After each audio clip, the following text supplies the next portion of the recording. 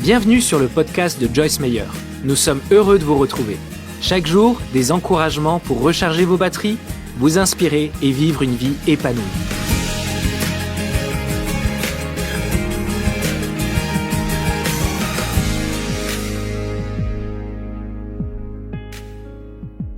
Le monde s'intéresse beaucoup aux cadeaux. Nous nous intéressons aux dons, mais Dieu s'intéresse plus aux fruits. Les dons sont offerts. Ils ne requièrent pas beaucoup d'efforts de notre part. Le fruit est développé. Il vient comme une semence quand nous recevons Christ comme notre Sauveur dans notre esprit.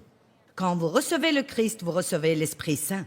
Quand vous recevez l'Esprit Saint, vous recevez les fruits de l'Esprit. Galates chapitre 5 nous enseigne que quand l'Esprit est en nous, nous avons l'amour, la joie, la paix, la patience, la bienveillance, la gentillesse, la fidélité, la délicatesse, la maîtrise de soi. Combien de vous croient que ces choses sont en vous? Alors nous n'avons pas besoin de payer pour quelque chose que nous avons déjà. Nous devons demander à Dieu de nous aider à apprendre comment les utiliser et les vivre. En fait, ce qui nous pousse à exercer les dons de l'esprit ou les fruits de l'esprit, c'est une forme de pression s'exerçant sur nous. Combien d'entre vous font assez régulièrement l'expérience d'une pression dans la vie de tous les jours?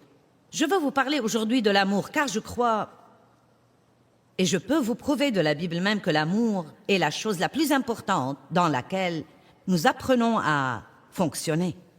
Le fait que je sois connue comme une grande enseignante, ou que vous soyez connu comme un grand chanteur, ou que quelqu'un d'autre soit connu comme le plus grand homme d'affaires du monde, n'est pas très important. Ce qui est important, c'est que nous aimions les gens et que chaque fois que nous sommes avec les gens, ils sentent que quelque chose a été ajouté à leur vie parce que nous étions là. Qu'est-ce que l'amour?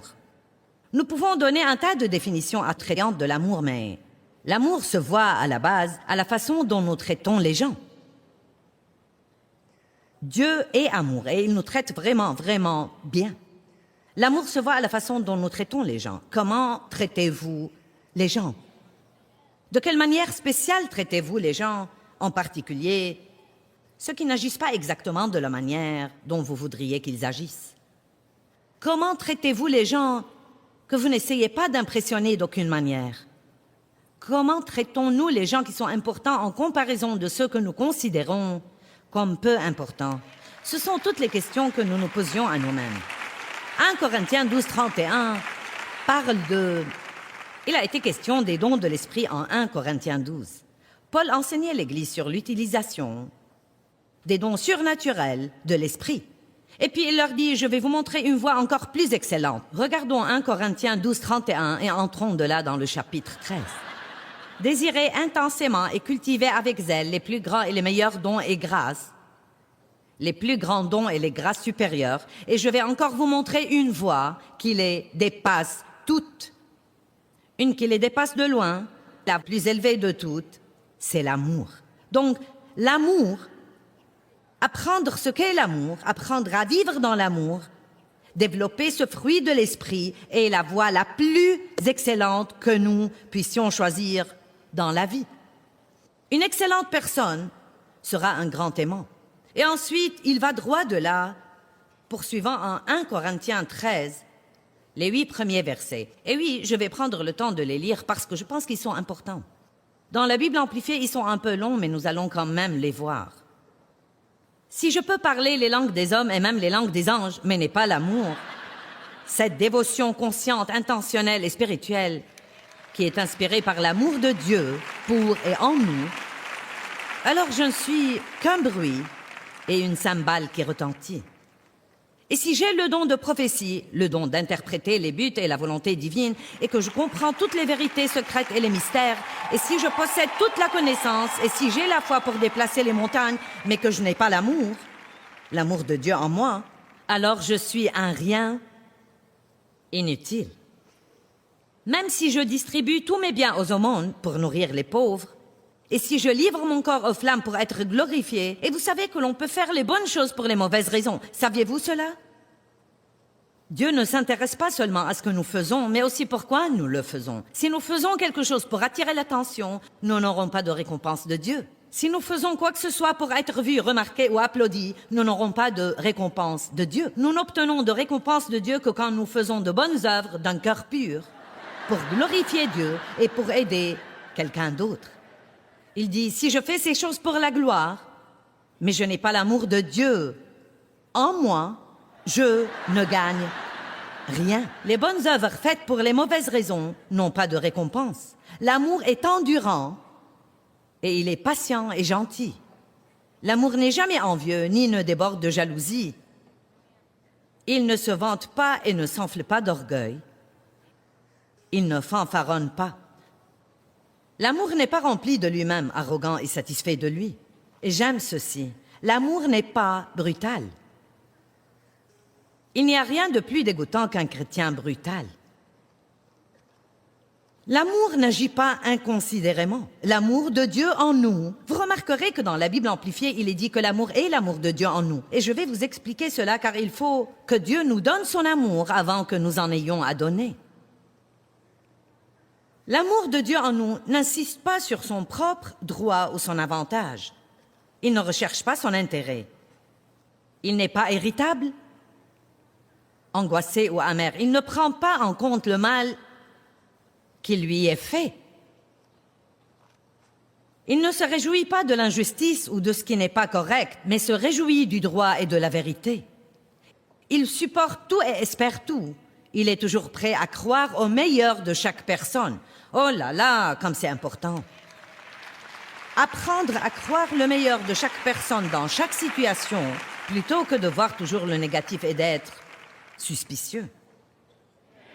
Si chaque couple marié prenait 1 Corinthiens chapitre 13 et lisait les versets 1 à 8 à voix haute ensemble chaque matin, vous pourriez éliminer le divorce.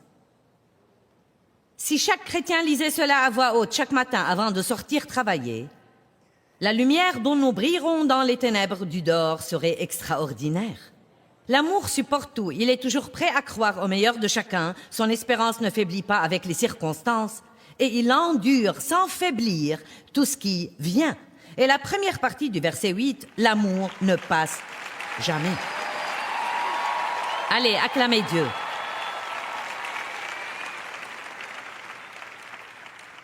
Je ne sais pas ce que vous passez votre temps à étudier, mais je sais que j'étais une chrétienne depuis de nombreuses années avant de passer un moment à étudier l'amour. J'ai étudié le succès, j'ai étudié la prospérité, j'ai étudié la foi, j'ai étudié la puissance, j'ai étudié les dons de l'esprit, j'ai étudié le combat spirituel, j'ai étudié tout un tas de choses. Mais malgré tout, ma vie chrétienne ne fonctionnait pas bien. Maintenant, soyons juste honnêtes. Depuis combien d'années allez-vous à l'église? Et dans quelle situation votre vie est-elle encore? Est-ce que vous avez la victoire, l'équité, la paix et la joie? Combien de temps passez-vous sous la condamnation? Portez-vous du fruit? Êtes-vous satisfait? Aimez-vous votre vie? Marchez-vous avec autorité sur Satan? Ou sentez-vous encore qu'il y a quelque chose qui manque et que vous êtes fatigué de combattre quelque chose tout le temps? Et vous vous demandez, bien que vous pensiez faire tout ce qu'on vous dit, pourquoi ça ne s'ajuste pas et ne fonctionne pas pour vous? Je vous vois faire ça. Êtes-vous avec moi? Savez-vous de quoi je vous parle? Ce qui me manquait était que je ne connaissais rien au sujet de l'amour. Et je pense que ce peut être ce qui manque à beaucoup de gens. Quand j'en suis venue à demander à Dieu quel était mon problème, j'ai su qu'il me répondait « Tu es très égoïste. Tu penses à toi tout le temps. » Alors j'ai commencé une étude intense sur l'amour parce que j'ai trouvé que c'était plus qu'un mot qu'on lance dans l'église. Nous aimons tout, de la crème glacée aux chiens. Et nous ne savons pas ce que cela signifie. C'est pourquoi Jésus a demandé à Pierre 3 fois « Pierre, est-ce que tu m'aimes ?» « Oui, Seigneur, tu sais que je t'aime. »« Pierre, est-ce que tu m'aimes ?»« Oui, Seigneur, tu sais que je t'aime. »« Pierre, est-ce que tu m'aimes ?» Et en Jean 21, il est dit que Pierre était attristé que Jésus lui pose 3 fois la même question. « Est-ce que tu m'aimes ?» Peut-être que je devrais m'arrêter juste 1 minute et dire « Aimez-vous Dieu ?» Aimez-vous Dieu? Est-ce que vous aimez vraiment Dieu?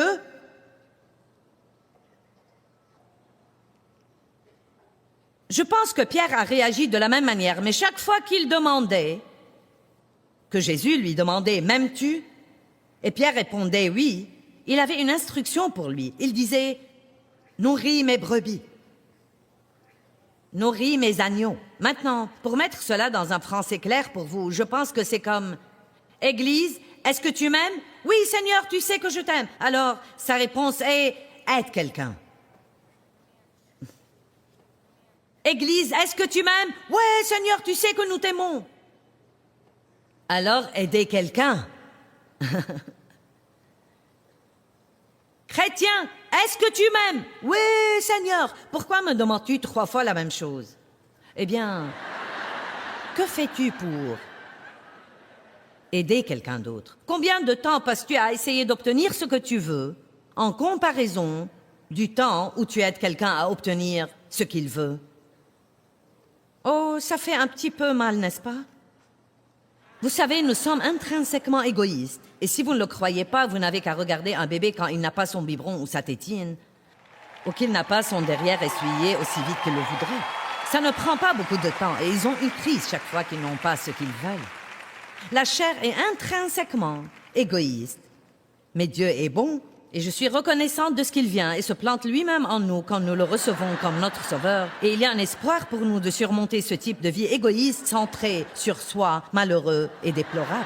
Jésus a dit, si tu veux me suivre, prends ta croix et suis-moi. Oublie-toi toi-même, perds de vue toi et tes propres intérêts. Eh bien, Joyce, si je ne prends pas soin de moi, qui va le faire? Oh, eh bien, voyons voir. Dieu. Oh, je n'avais jamais pensé à cela. Oh, Dieu! Vous savez quoi? J'imagine qu'il pourrait faire davantage dans vos vies en 1 minute que vous pourriez le faire dans votre vie entière.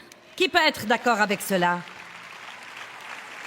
Maintenant, d'un autre côté, j'enseigne aux gens à prendre soin d'eux-mêmes. Je ne dis pas d'ignorer vos besoins légitimes et ne pas prendre soin de vous-même et de passer une quantité de temps déséquilibré à aider les autres au point que vous ignoriez complètement vos besoins. Ce n'est pas ce dont je parle.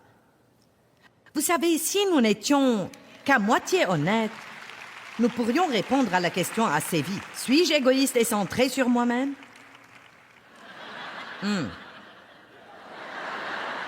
Vous allez vous amuser aujourd'hui. Comment est-ce que j'agis quand je n'obtiens pas ce que je veux? Nous développons ce sur quoi nous nous concentrons. Si vous vous concentrez sur vous-même, alors vous allez vous développer vous-même. Mais si vous vous concentrez sur l'amour, alors vous allez développer l'amour. Vous n'allez pas devenir un grand aimant si vous n'étudiez pas l'amour. Je vous demande combien de temps vous avez passé dans votre vie chrétienne à étudier l'amour comme un sujet à part, ce que c'est, ce que la Bible a à dire à ce sujet. À vous concentrer sur l'amour, à aimer les gens exprès, découvrant des choses à ce sujet, étudiant chaque facette de l'amour, priant pour être une personne qui avance dans l'amour. Je n'ai pas du tout passé de temps dessus. Et quand Dieu m'a fait connaître quel était mon problème et que j'étais bonne pour en parler, mais pas pour le faire, alors je me suis mise à l'étudier intensément. Et pendant plusieurs années. Et probablement, si vous voulez savoir la vérité, j'étudie cela davantage que je n'étudie quoi que ce soit d'autre, parce que je trouve qu'il peut m'échapper très vite si ce n'est pas la priorité de ma vie. Je ne passerai pas ma vie en étant une chrétienne médiocre. Je ne passerai pas ma vie en étant égoïste et centrée sur moi. Et si Dieu m'aide, je vais continuer à apprendre à marcher dans l'amour 7 jours par semaine, 24 heures par jour, avançant dans l'amour. Et je vais faire tout ce que je peux faire pour l'enseigner à tous les gens. Même si ce n'est pas quelque chose qui les enthousiasme au début, je vais continuer de l'enseigner. Donc si vous ne voulez pas apprendre comment marcher dans l'amour, il vaut mieux que vous arrêtiez de m'écouter, car je vais continuer de l'enseigner.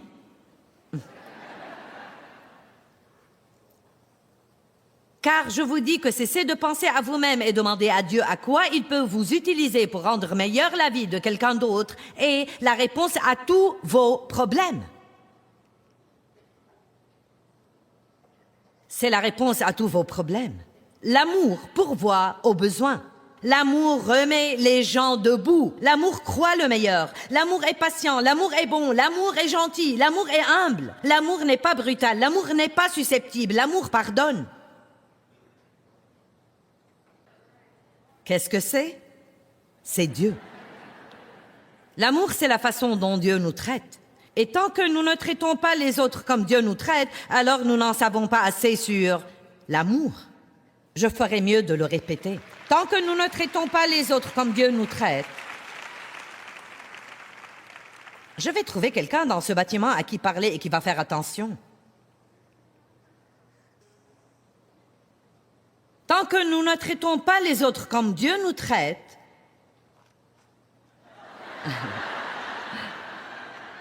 nous devons grandir. Qui croit que c'est un domaine où vous pourriez grandir?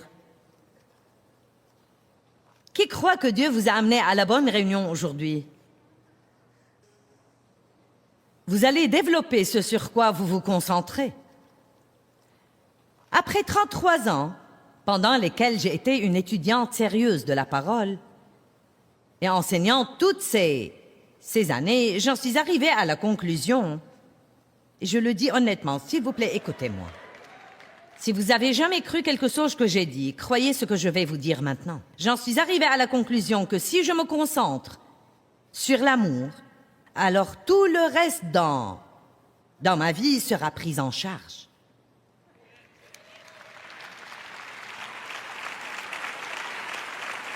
Jean 13, 34 et 35. Je vous donne un commandement nouveau, a dit Jésus.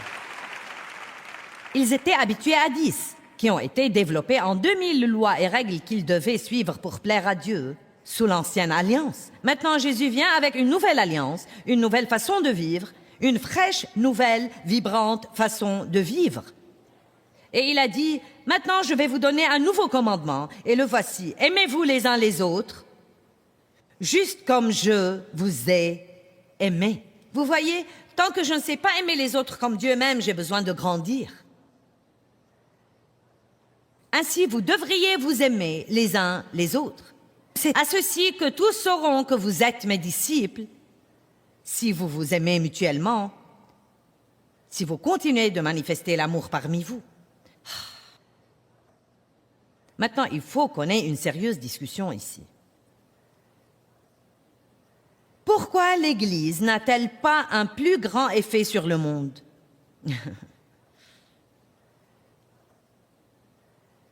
Parce que nous ne faisons pas ce que l'Écriture dit. Nous ne pouvons même pas nous entendre entre nous. Comment pouvons-nous sortir dans le monde et aimer les gens perdus, difficiles à vivre, méchants et répugnants? Amen. Il a dit, voilà votre réponse pour le témoignage. Voilà votre réponse pour conduire les perdus dans une nouvelle vie avec Christ. Sortez d'ici, dans votre partie du monde, et aimez les gens. Sortez seulement. Oubliez les prêches et les sermons. Oubliez également les discours. Oui, prêchez, et si c'est nécessaire, utilisez des mots. Mais la plupart du temps, laissez votre vie faire le prêche. Allez! Oui, prêchez à tout le monde, mais seulement quand vous avez besoin d'utiliser des mots. Le reste du temps, laissez vos vies être un sermon, être un épître vivant pour tous les hommes. Vous pouvez aller au travail chaque jour avec vos poissons autocollants de voiture et klaxonner si vous aimez Jésus et vous mettre à l'écart chaque jour en vous asseyant dans un coin pour écouter votre CD et agir comme si vous étiez meilleur que tout le monde.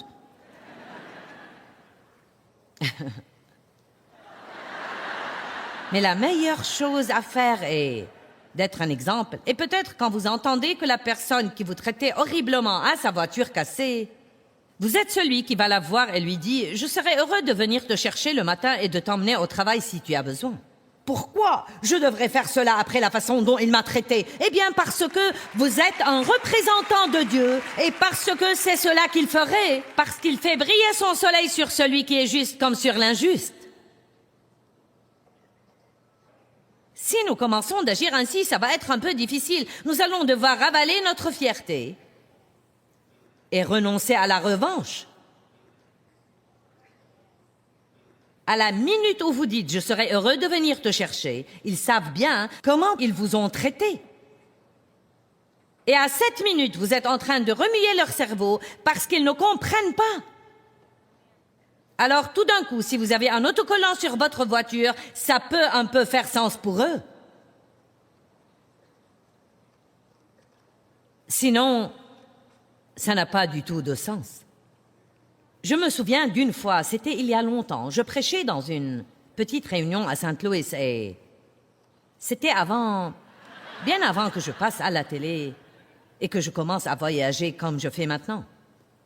Nous avions un couple d'aveugles qui venait à notre réunion chaque semaine et qui prenait les transports publics pour venir. Et quelque chose s'est passé avec le service de bus et ils n'allaient plus pouvoir venir en bus au groupe d'études bibliques. Et ils m'ont demandé si je pouvais trouver quelqu'un qui accepterait de les prendre en voiture et encore de les ramener.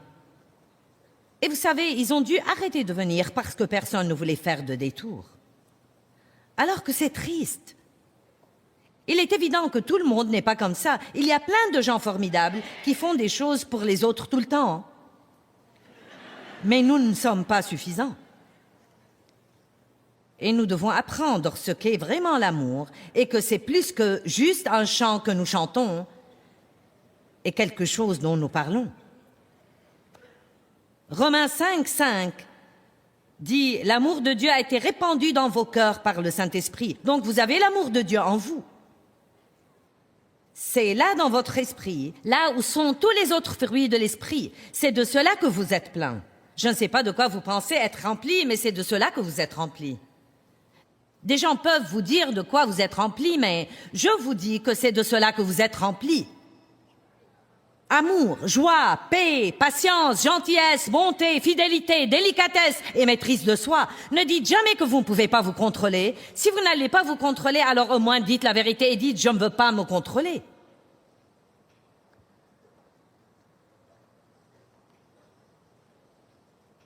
Nous préférons penser « je ne peux pas m'en empêcher ». Non, Dieu nous a équipés pour la victoire. Il nous a équipés pour sortir dans le monde. Maintenant, il se peut que vous ayez une maîtrise de soi faible car vous ne l'avez pas utilisée.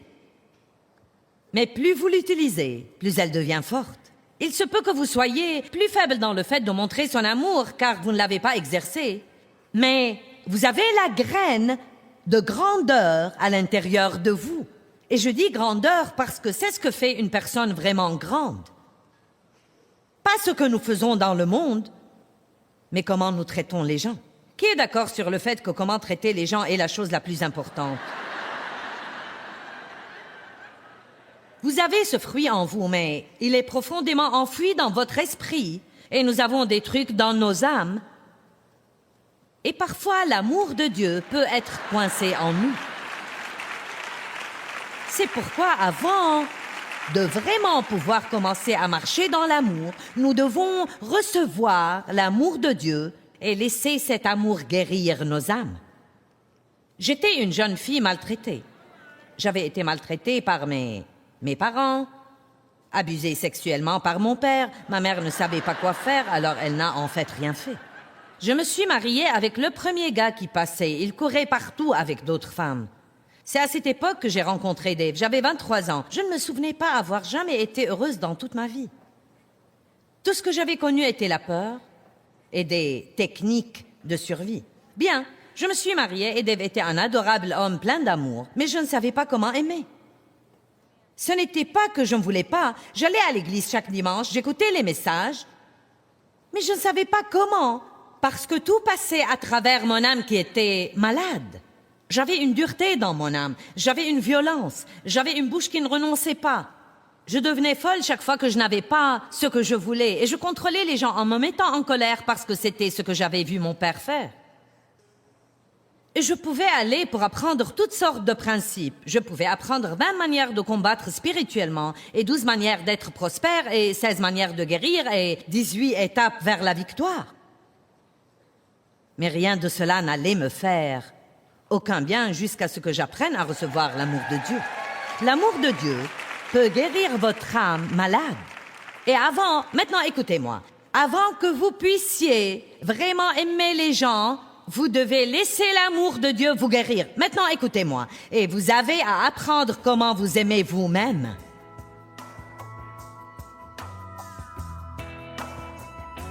Bien, je crois que l'amour se voit à la façon dont nous traitons les gens. Si quelqu'un a besoin d'aide, il faut que nous l'aidions. Et vous savez quoi? Quand nous aidons les autres, cela libère la joie dans nos propres vies.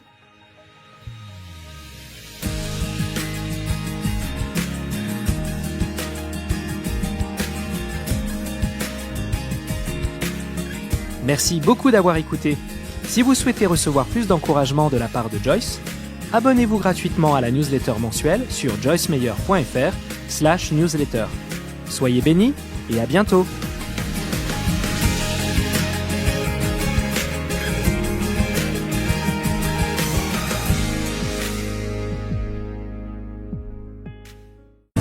Bao đắm say ta có bên người còn đâu, làn tuyết trắng mùa đông khóc nhau, nhìn từng con phố ngày xưa vắng lặng, nhìn làn tuyết trắng luôn sẽ có quay. Ngày xưa ấy một lần lầm lỡ, thế nhưng lại đâu vì ta mất nhau. Người không thứ tha đời ta ngỡ ngàng, để cho thương nhớ về trong lỡ làng. Ngày ta xa một ngày mùa đông, tuyết rơi lạnh cấm, xót xa hoài mong. Bóng tuyết rơi một đời ta tới, đóng băng tim mình.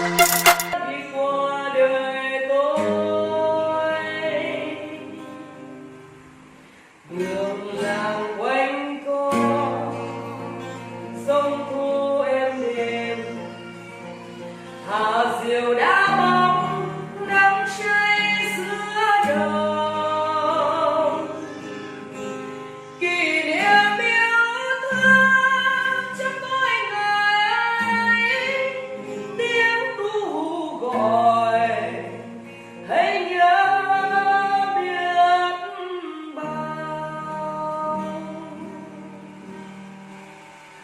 tôi xa quê